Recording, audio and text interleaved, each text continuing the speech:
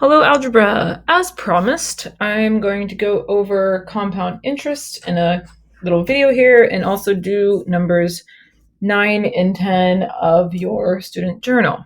So compound interest is another exponential type of problem. It is what we would call exponential growth because if you look at the formula, it does have a plus sign there in the parentheses. Remember, with decay, it would say minus.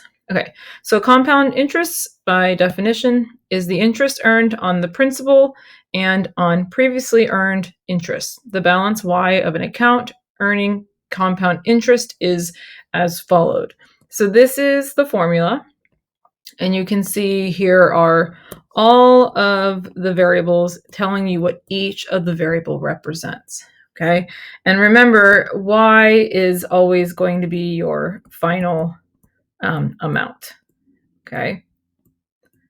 So when doing a problem with compound interest, they are going to talk about what's called your n value.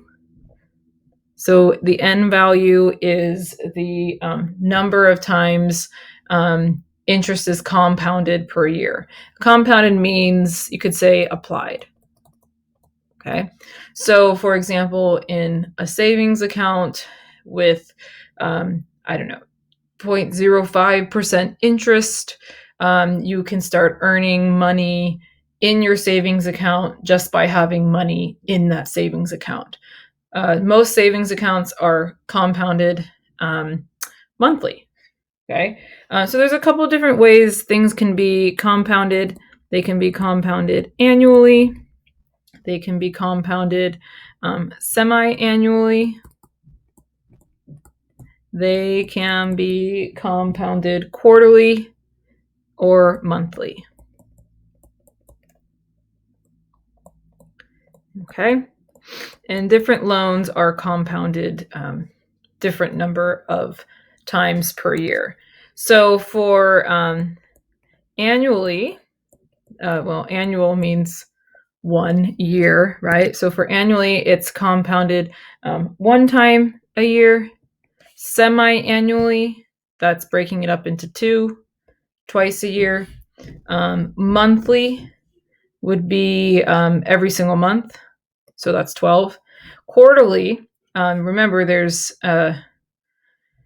12 months in a year. So if you're compounding it quarterly, that means that you're breaking up the months into 4 segments, right? So there's 4 quarters in a year, each quarter being 3 months. So each quarter is 3 months.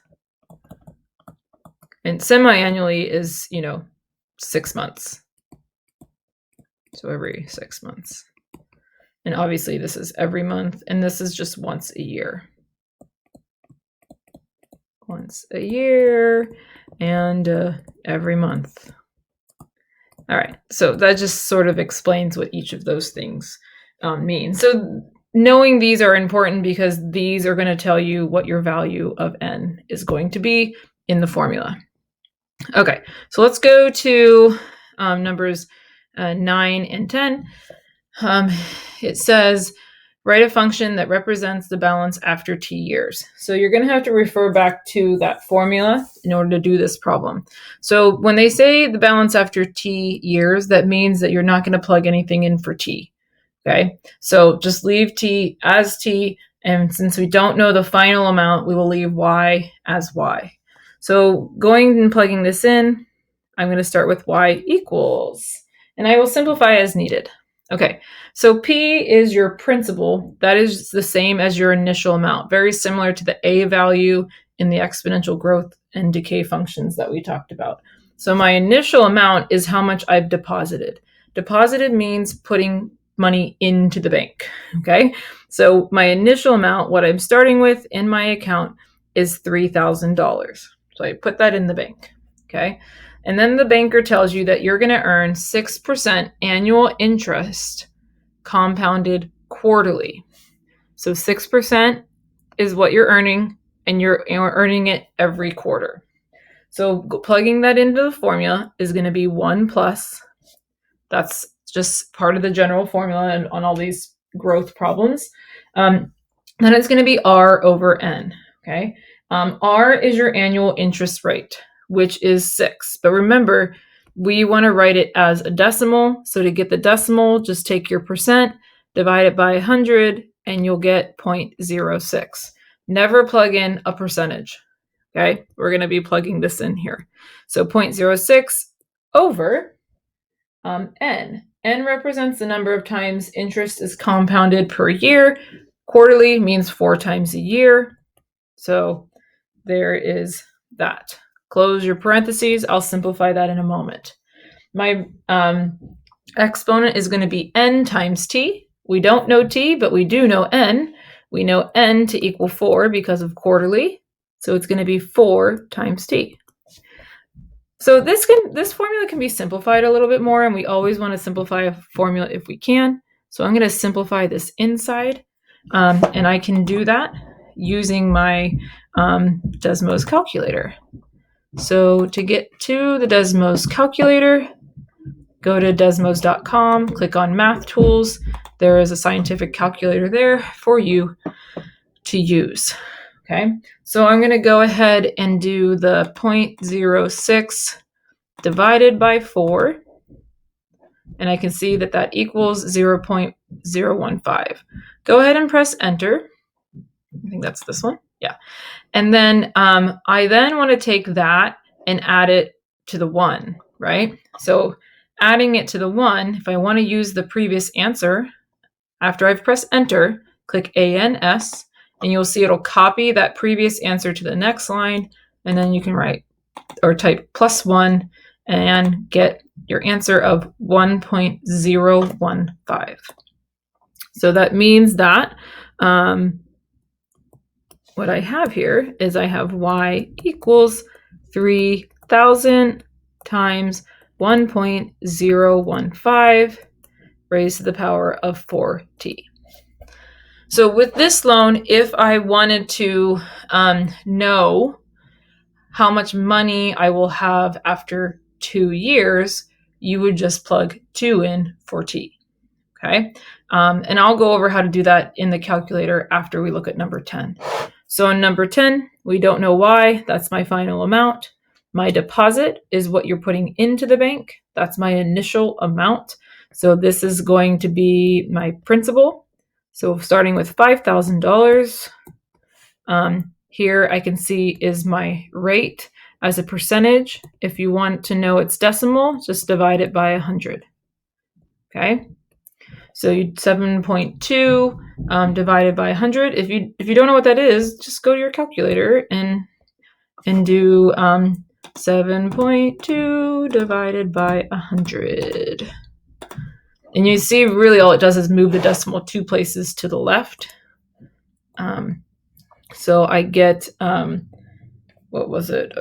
So it's 1 plus, what was it again? I forgot. 0.072, right? 0.072 divided by, what was it, monthly? Is it monthly? Yeah, so it's monthly. Since it's monthly, we know that n is going to be 12. So divided by 12. And I'll simplify that in just a moment. So then my exponent's going to be n times t. I don't know what t is, so it's just going to be 12t. Okay. Again, I'm going to go ahead and simplify what's in here to just simplify my equation a little bit more.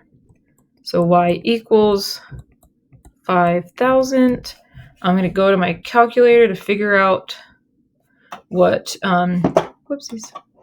what that is. So 0.072 divided by, I forgot to do, let's go back. Okay, use my answer. There we go.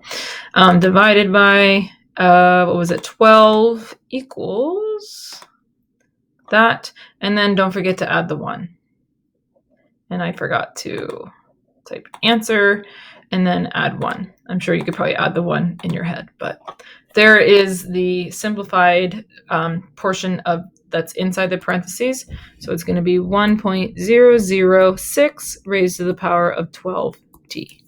I'm going to move this so it doesn't get confusing. Okay.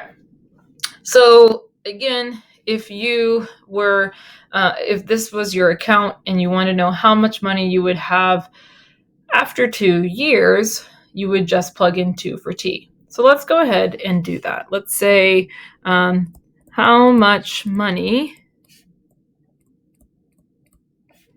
do you earn after, let's do 3 years. You guys are freshmen. Let's see how much money you earn by the time you're a senior and you're heading off to whatever adventures you have afterwards. Okay, so to do this, you're going to plug in t is going to be 3. So I have y equals 5,000 times 1.006 to the power of 3 times 12, which is just 36. We can simplify that. So now we're going to take this to the calculator. Okay, so let's go ahead and see on our calculator. Oh, look, I already have that there. So I'm going to say answer. If I want to raise it to a power other than 2, I use this a to the b power. It puts it in the exponent. Type in your exponent and press enter. Okay, and then I'm going to, what was it, times that by 5,000. Oh, I keep forgetting to put that there. Times 5,000. 1, 2, 3, enter. So you can see that the amount is 6,201 and 51-ish cents, 50 cents. Let's round it to a whole number just to kind of keep it simple. So rounded to a whole number, I get y equals, I've already forgot what the amount is, 6,202. Okay, 6,202. We'll just use the standard rounding rules for this. Okay, so this is how much money you have, but your question said, how much did you earn, right? So this is what you have in the account. Okay, so to get what you earn, right, you're going to take that amount and subtract the amount that you started with, and then just do some easy subtraction. If you need to, use your calculator. But I can see that you have earned in 3 years $1,202. So there you go. And if you have any questions on this, please come to support, and good luck with your practice.